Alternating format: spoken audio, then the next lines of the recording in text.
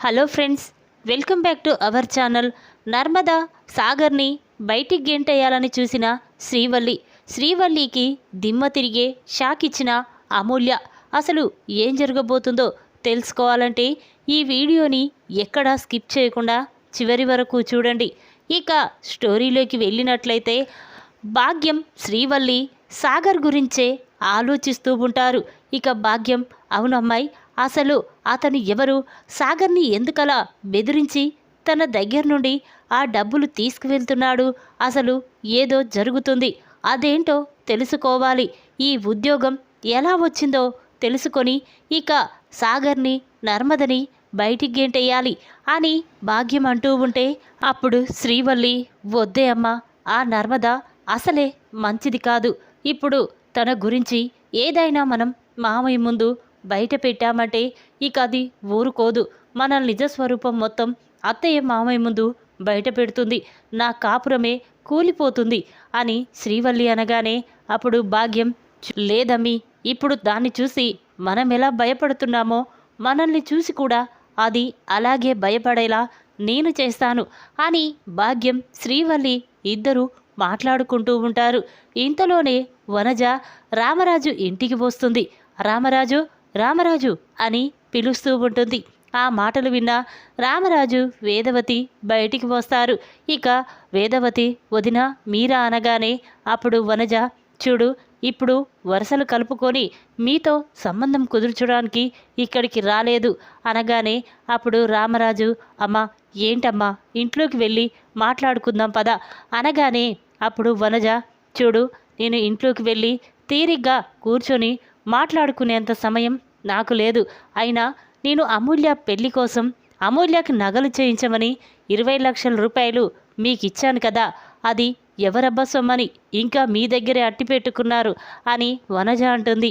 ఆ మాటలు విన్న రామరాజు షాక్ అయిపోయి చూస్తూ ఉంటాడు. అదేంటమ్మా, నేను మా సాగర్కి ఆ డబ్బు ఇచ్చినామని నిన్నే చెప్పాను కదా, ఇంకా మీ ఇంటికి తేకపోవడమేంటి అని రామరాజు అనగానే అప్పుడు వనజ, చూడండి, డబ్బు తెచ్చిస్తే మళ్ళీ నేను మీ ఇంటికి రావాల్సిన అవసరం కూడా నాకు లేదు అని అంటూ ఉంటుంది. ఇక ఇంతలోనే సాగర్ నర్మద అక్కడికి వస్తారు. సాగర్ని చూసిన రామరాజు, రే సాగర్, ఇట్రా అనగానే సాగర్ చాలా కంగారు పడుతూ రామరాజు దగ్గరికి వస్తాడు. అది చూసిన నర్మద మాత్రం, ఇదేంటి సాగర్ ఇంతలా కంగారు పడుతున్నాడు? ఒకవేళ ఆ డబ్బు ఏదైనా ఖర్చులకి వాడుకున్నాడా, లేకపోతే మామయ్య చెప్పినట్టు ఆ డబ్బు నిన్ననే ఇచ్చిరమ్మని చెప్పాక సాగర్ ఎందుకు ఇచ్చి రాలేదు అని అనుకుంటూ ఉంటే ఇక రామరాజు, ఒరే సాగర్, ఆ డబ్బు నేను నిన్ననే కదరా వనజ వాళ్ళకి ఇచ్చిరమ్మని చెప్పాను, మరి ఇంకా ఎందుకు ఇచ్చి రాలేదు అనేసరికి అప్పుడు సాగర్ సైలెంట్గా కంగారు పడుతున్నట్టు కనిపిస్తూ ఉంటాడు. ఇక అది చూసిన శ్రీవల్లి వెంటనే భాగ్యంతో, ఇదేంటమ్మా, ఆ 25 లక్షల రూపాయలు సాగర్ ఖర్చు పెట్టుకున్నాడా? మామయ్య ఆ డబ్బు వాళ్ళకి ఇచ్చిరమ్మని చెప్తే ఇచ్చి రాకుండా తను ఇప్పుడు మామయ్య ముందు ఎందుకు కంగారు పడుతున్నాడు అని శ్రీవల్లి అనగానే అప్పుడు భాగ్యం, ఇంకెందుకమ్మాయి, అర్థమైంది కదా, ఈ సాగర్ ఆ డబ్బు తీసుకువెళ్ళి జాబ్ కొనుక్కున్నట్టున్నాడు, అందుకే ఇప్పుడు ఈ విషయం రామరాజుతో చెప్పలేకపోతున్నాడు, అదే అయ్యుంటుంది అని భాగ్యం అంటుంది. ఆ మాటలు విన్న శ్రీవల్లి చాలా సంతోషపడుతూ, ఇదే సరైన సమయం, నర్మదని సాగర్ని బయటికి పంపించాలంటే ఇప్పుడు ఈ విషయం మావయ్య ముందు బయట పెట్టవలసిందే అని చెప్పి ఇక శ్రీవల్లి, అదేంటి సాగర్, మామయ్య డబ్బులు అడుగుతుంటే కంగారు పడుతున్నా, ఏం జరిగింది, ఆ డబ్బులు దేనికైనా వాడుకున్నావా అని శ్రీవల్లి అనగానే అప్పుడు నర్మద కోపంగా, అక్క, ఏం మాట్లాడుతున్నావు, అంత డబ్బు వాడుకోవాల్సిన అవసరం సాగర్కి ఏముంటుంది, ఇంకొకసారి అలా మాట్లాడొద్దు అని నర్మద అనగానే అప్పుడు రామరాజు, ఏంటమ్మా, ఇప్పుడు వల్లి మాట్లాడిన దాంట్లో తప్పేముంది, మరి ఆ డబ్బు వాడుకోకపోతే ఆ డబ్బు నిన్ననే వనజ వాళ్ళకి ఇచ్చిరమ్మని చెప్పాను, కానీ ఎందుకు ఇచ్చి రాలేదు అనేసరికి ఇక నర్మద, చెప్పు సాగర్, ఆ డబ్బు ఏం చేశావు, అసలు ఆ డబ్బు ఎక్కడ పెట్టావో చెప్పు, ఇంట్లో బీరువాలో ఉందా, తెచ్చివనా అని నర్మద లోపలికి వెళ్తూ ఉంటుంది. ఇక అది చూసిన సాగర్, నర్మద, ఆ డబ్బు అక్కడ లేదు అనగానే ఇక రామరాజు, మరి ఎక్కడ్రా, ఆ డబ్బు ఎక్కడ పెట్టావు, ఎక్కడుంచావు చెప్పరా, నిజం చెప్పు, ఏం చేశావు అని రామరాజు సాగర్ని నిందిస్తూ ఉంటాడు. ఇక ఇంతలోనే శ్రీవల్లి, నాకు తెలుసు మావయ్య, సాగర్ ఆ డబ్బు ఏం చేశాడో. అసలు సాగర్కి ఉద్యోగం రాలేదు. అసలు ఆ డబ్బు తీసుకువెళ్ళి సాగర్ వాళ్ళ మావయ్య చేతికిచ్చాడు. దాంతో వాళ్ళ మావయ్య ఆ ఉద్యోగాన్ని డబ్బు పెట్టి కొన్నాడు. అందుకే సాగర్కి ఉద్యోగం వచ్చింది. ఈ విషయం ఎవరితోనూ చెప్పకుండా సాగర్ మనల్నందరినీ మోసం చేశాడు అని శ్రీవల్లి అంటుంది. ఆ మాటలు విన్న రామరాజు, వేదవతి, నర్మద ఒక్కసారి షాక్ అయిపోయి చూస్తూ ఉంటారు. ఇక వనజ, ఏంటి రామరాజు, నా కొడుక్కి పెళ్లి జరగకపోయినా నీ కూతురు ఆ విశ్వతో వెళ్ళిపోయినా కూడా ఇంకా నా డబ్బు మీ ఇంట్లోనే ఉంచుకొని మీ అవసరాల కోసం వాడుకుంటున్నారా? ఎంత ధైర్యం మీకు అని చెప్పి వనజ రామరాజుని అవమానిస్తూ ఉంటుంది. ఇక శ్రీవల్లి, భాగ్యం ఇద్దరూ కూడా నర్మద సాగర్ గురించి చాలా తప్పుగా మాట్లాడుతూ ఉంటారు. అది చూసిన రామరాజు, చెప్పరా, నిజం చెప్పు, శ్రీవల్లి చెప్పినట్టే నువ్వు డబ్బిచ్చి ఆ ఉద్యోగం కొన్నావా, లేక ఎగ్జామ్ రాసి పాస్ అయ్యి ఉద్యోగం వచ్చిందా చెప్పు అని చెప్పి ఇక రామరాజు సాగర్ చెంప పగలగొడతాడు. ఇక నర్మదా మాత్రం, మావయ్య ఆగండి మావయ్య, అసలు నిజం తెలుసుకోకుండా మీరు ఏం చేస్తున్నారు అని నర్మదా అంటూ ఉంటే అప్పుడు రామరాజు, ఇంకా ఏం చెయ్యాలమ్మా, ఆ డబ్బు ఏం చేశావో చెప్పమంటే వీడు నోరిప్పడం లేదు అని రామరాజు అంటూ ఉంటాడు. ఇక ఇంతలోనే అమూల్య అక్కడికి వచ్చి రామరాజు మాటలు విని చాలా బాధపడుతూ ఉంటుంది. అంటే అన్నయ్య జాబ్ కోసం 25 లక్షలు ఖర్చు పెట్టాడా పాపం, అది అదునుగా తీసుకొని ఆ శ్రీవల్లి, భాగ్యం అన్నయ్యని వదినని ఇంట్లో నుంచి పంపించడం కోసమే ఇలా చేస్తున్నారు. లేదు, అన్నయ్యని ఎలాగైనా కాపాడాలి అని చెప్పి అమూల్య అనుకుంటూ వెంటనే లోపలికి వెళ్ళి ఇక వాళ్ళ అమ్మమ్మ దగ్గరికి వెళ్ళి, అమ్మమ్మ నిన్నొక సహాయం కోరుతాను, చేస్తావా అని అమూల్య అనగానే అప్పుడు ఆవిడ, చెప్పమ్మా ఏం కావాలి అని అంటుంది. ఇక వెంటనే అమూల్య, అమ్మమ్మ నాకొక 25 లక్షలు ఇవ్వవా అనేసరికి అప్పుడు ఆవిడ, ఎందుకమ్మా అంత డబ్బు ఇప్పుడు నువ్వేం చేసుకుంటావు అనేసరికి అప్పుడు అమూల్య జరిగిన విషయం మొత్తం కూడా వాళ్ళ అమ్మమ్మతో చెప్తుంది. ఇక అది చూసిన వాళ్ళ అమ్మమ్మ, అమ్మ అమూల్య, మీ అన్నయ్యని మీ నాన్న అర్థం చేసుకోకూడదని చాలా బాధపడుతూ నువ్వు ఆ కుటుంబం విడిపోకుండా చేస్తున్నావని నాకు అర్థమైంది. ఉంటమ్మా, వెంటనే ఆ డబ్బు తెచ్చిస్తాను అని చెప్పి ఇక ఆ పెద్దావిడ లోపలికి వెళ్ళి డబ్బు తీసుకొచ్చి, ఇదిగో అమ్మ అమూల్య, ఈ డబ్బు తీసుకువెళ్ళి నువ్వు సాగర్ని, నర్మదని కాపాడు అని చెప్పడంతో అప్పుడు అమూల్య చాలా సంతోషంగా ఉందమ్మమ్మ అని చెప్పి వెంటనే అమూల్య ఆ డబ్బు తీసుకొని రామరాజు ఇంటికి వెళ్తుంది. ఇక రామరాజు సాగర్ని కొట్టబోతూ ఉంటే అప్పుడు అమూల్య, నాన్న ఆగండి, అన్నయ్య ఏం తప్పు చేస్తున్నాడని మీరు కొడుతున్నారు అనగానే అప్పుడు రామరాజు, వేదవతి ఒక్కసారి షాక్ అయిపోయి చూస్తూ ఉంటారు. ఇక వేదవతి, చూడు, ఇది మా కుటుంబ విషయం, నీకు చెప్పవలసిన అవసరం మాకు లేదు.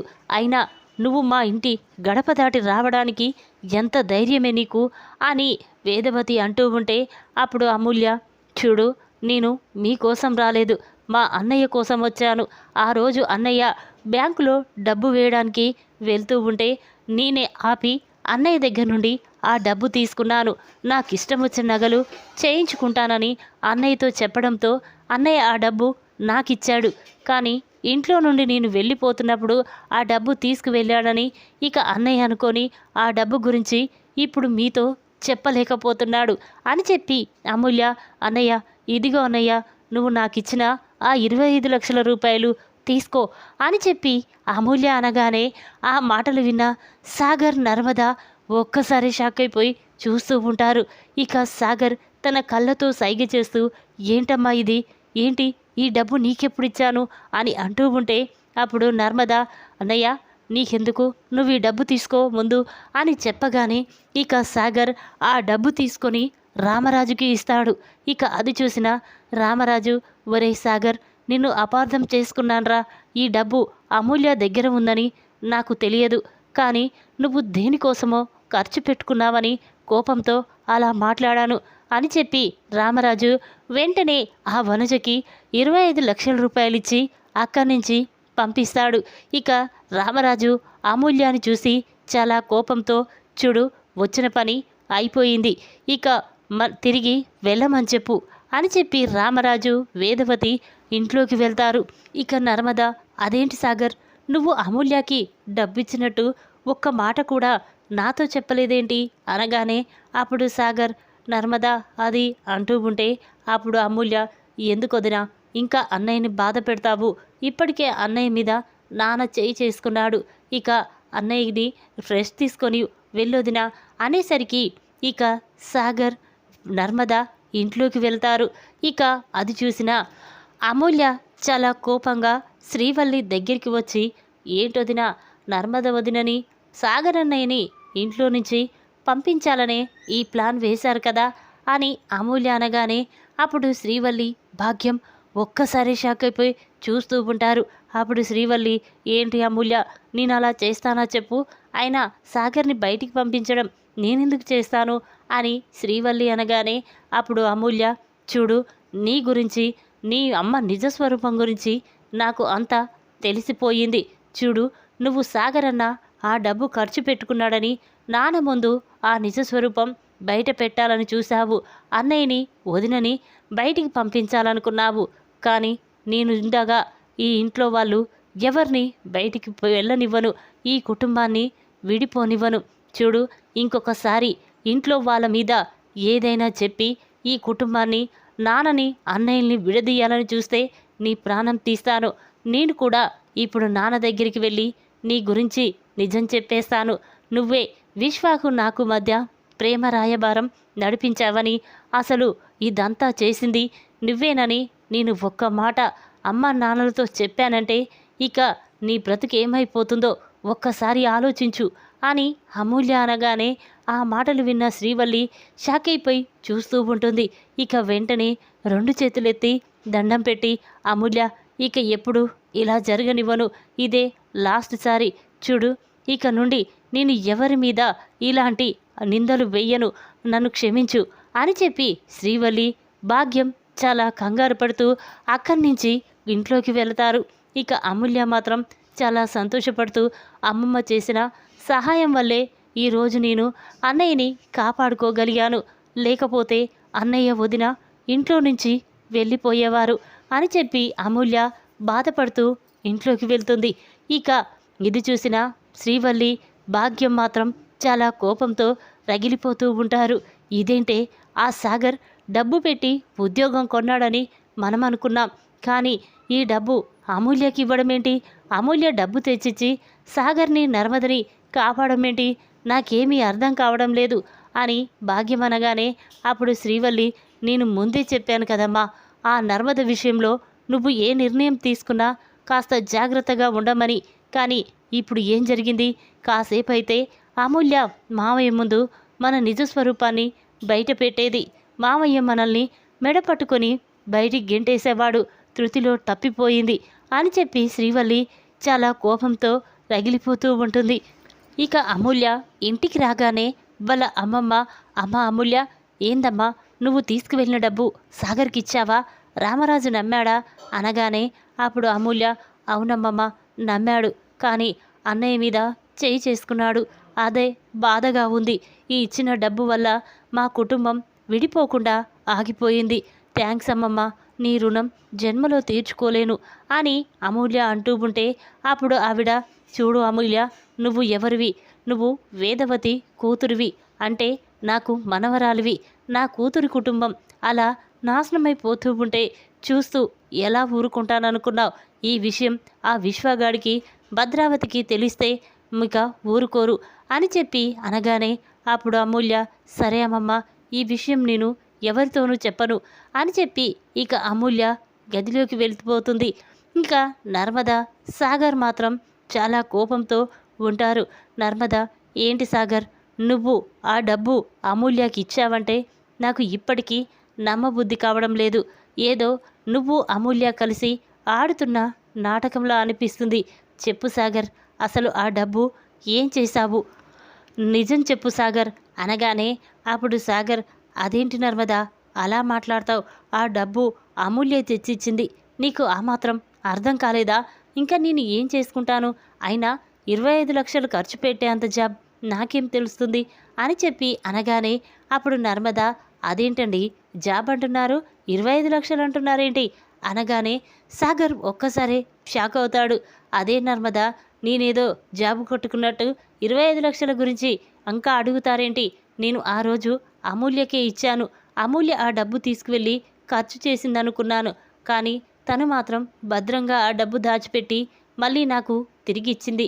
నేను అమూల్యకి ఇచ్చినని నాన్నతో చెప్తే నాన్న నా మీద కోప్పడతాడని ఈ విషయం ఇన్ని రోజులు చెప్పలేదు అని సాగర్ అనగానే అప్పుడు నర్మద, చూడండి, మీ ఉద్యోగ విషయంలోనూ మీ విషయంలోనూ ఏదైనా నాకు అబద్ధమని తెలిసిందో నేను ఏం చేస్తానో నాకే తెలియదు అని నర్మద అంటుంది. ఆ మాటలు విన్న సాగర్ తన మనసులో కంగారు పడుతూ, ఒకవేళ నేను 25 లక్షలిచ్చి ఆ జాబు కొన్నానని నర్మదకు తెలిస్తే ఇక నర్మద నన్ను జన్మలో నమ్మదు, నా మొహం కూడా చూడదు. ఎలాగైనా ఈ జాబు విషయం బయటపడకుండా చాలా జాగ్రత్తగా ఉండాలి అని చెప్పి సాగర్ అనుకుంటూ ఉంటాడు. ఇక నర్మద మాత్రం శ్రీవల్లి గురించే ఆలోచిస్తూ ఉంటుంది. అవును, శ్రీవల్లికి ఏది తెలియకున్నా మావయ్య ముందు ఎందుకలా మాట్లాడింది అంటే శ్రీవల్లికి ఎంత చెప్పినా బుద్ధి రాలేదు. నన్ను సాగర్ని బయటికి పంపించాలని వాళ్ళిద్దరు కలిసి ప్లాన్ వేసి అందుకే మావయ్య ముందు ఇలా మాట్లాడారు. ఆ శ్రీవల్లి సంగతి చెప్తాను అని చెప్పి ఇక నర్మద ప్రేమ దగ్గరికి వచ్చి ప్రేమని తీసుకొని వల్లి గదిలోకి వెళ్తుంది. ఇక వల్లి సెల్లో పాటలు పెట్టుకొని వింటూ ఉంటుంది. అది చూసిన నర్మదకి ప్రేమకి చాలా కోపం వస్తుంది. వెంటనే బలక్క అని గట్టిగా పిలవగానే ఆ మాటలు విన్న వల్లి ఒక్కసారే ఉలిక్కి పడుతుంది. ఇక ప్రేమ నర్మద కోపాన్ని చూసి ఇక శ్రీవల్లి కంగారు పడుతూ తన మనసులో, ఇదేంటి ఇద్దరు కలిసి ఇక్కడికి వచ్చారు, ఒకవేళ ఇందాక నేను మాట్లాడిన మాటలకి నర్మద కోపం వచ్చిందా అని చెప్పి కంగారు పడుతూ ఇక వెంటనే, ఏంటి నర్మద, ప్రేమ ఇలా వచ్చారేంటి అనగానే అప్పుడు నర్మద, ఏ బల్లక్క, నీకు తెలియదా నేను ఎందుకు వచ్చానో? ఎందుకు సాగర్ గురించి నిజం తెలుసుకోక మావయ్య ముందు ఎందుకు అలా మాట్లాడారు, నిజం చెప్పు అని నర్మద అనగానే అప్పుడు శ్రీవల్లి, అదే నర్మద, ఆ వనజ వచ్చి 25 లక్షల రూపాయలు అడిగేసరికి ఇక సాగర్ ఇవ్వకపోవడంతో నాకు డౌట్ వచ్చి అందుకే మామయ్య ఎక్కడ అందరి ముందు తలదించుకునే పరిస్థితి వస్తుందో అని నేనే అలా మాట్లాడాను అని శ్రీవల్లి అంటుంది. ఆ మాటలు విన్న ప్రేమ మాత్రం, అది కదక్క, దీని ప్లాన్ ఏంటో తెలుసా? అందరినీ మామయ్య ముందు నమ్మకద్రోహులుగా నిలబెట్టి మనల్ని అందరినీ బయటికి గెంటేయాలని చూస్తుంది అని ప్రేమ అంటుంది. ఆ మాటలు విన్న శ్రీవల్లి ఒక్కసారి షాక్ అవుతుంది. ఇదేంటి నా మనసులో మాట దీనికి కూడా తెలిసిపోయిందేంటి, చి అని చెప్పి అనుకుంటూ ఉంటే అప్పుడు నర్మద, చూడు బల్లక్క, నువ్వు ఎన్ని ఎత్తులు పై ఎత్తులు వేసినా నేను మాత్రం నీ గురించి మీ అమ్మ గురించి తొందరలోనే నిజాన్ని బయట పెడతాను. అంతేకాదు విశ్వాకి అమూల్యకి మధ్య ప్రేమ రాయబారం నడిపించింది నువ్వే అని కూడా మాకు తెలుసు అనేసరికి ఇక శ్రీవల్లి షాక్ అయిపోతుంది. ఇక వెంటనే, లేదు నర్మద, ఇక ఎప్పుడు ఇలా జరగనివ్వను, నన్ను క్షమించు అని శ్రీవల్లి నర్మదని బ్రతిమలాడుతూ ఉంటుంది. ఇక అది విన్న నర్మద ప్రేమ ఇద్దరు శ్రీవల్లికి వార్నింగ్ ఇచ్చి అక్కడి నుంచి వెళ్ళిపోతారు. ఇక శ్రీవల్లి మాత్రం కోపంతో, ఒసేయ్ నర్మద, ప్రేమ, మీరు ఇద్దరు కావాలనే నన్ను ఇలా బాధ పెడుతున్నారా? ఏదో ఒకరోజు మీరు నాకు దొరక్కపోరు, అప్పుడు చెప్తాను మీ సంగతి అని చెప్పి శ్రీవల్లి అనుకుంటూ ఉంటుంది. ఈ విధంగా నర్మదా సాగర్ని బయటికి గెంటేయాలని చూసిన శ్రీవల్లికి దిమ్మ తిరిగే షాక్ ఇచ్చిన అమూల్య. ఈ వీడియో కనుక మీకు నచ్చినట్టయితే లైక్ చేయండి. మరిన్ని వీడియోల కోసం మా ఛానల్ని తప్పకుండా సబ్స్క్రైబ్ చేసుకోండి. Thanks for watching.